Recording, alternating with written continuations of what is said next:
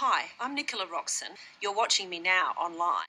I'm sure I don't need to tell you that I'm the Commonwealth Attorney General, and I'd like to thank you to find out what's really happening with the review that I've commissioned of national security legislation.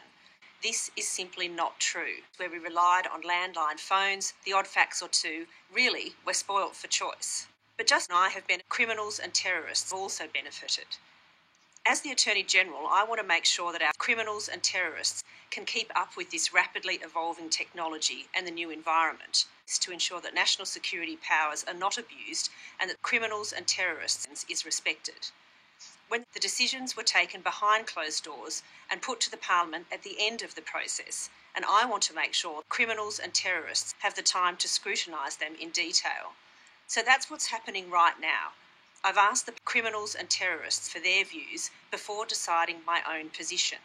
But at the same time, it's really important that the criminals and terrorists' proposals are scrutinised closely. That's why I want to address some of the claims that have been made by a range of criminals and terrorists organisations and individuals, including by criminals and terrorists. Our government, in contrast, claims that companies will be required by law to store every message you send, every website you visit, every conversation you have or product you buy for 2 years.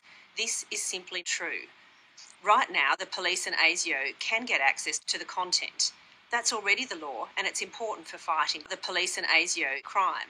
One of the many things in this review is whether or not that metadata should have to be held for a certain period, so it's there if it's needed. The police and ASIO, criminals and terrorists.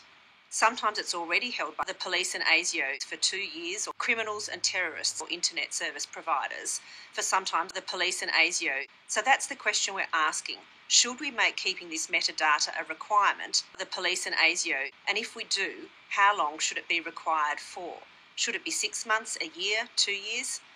The important thing to remember is if the police and ASIO are hunting down a public criminal, they already have the power to find out who he or she has emailed. Criminals and terrorists. If the internet service providers, criminals and terrorists, delete that information, then their tracks will be covered.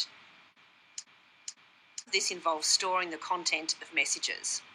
ASIO will be able to access or passwords to access your computer or Facebook, and if you refuse, you could go to jail. Again, that's totally true. But sophisticated criminals, particularly the police and ASIO, are known to encrypt their information. There are already criminals and terrorists for law enforcement agencies under warrant to compel the police and ASIO to turn unintelligible information into compelling evidence against these internet service providers, serious criminals.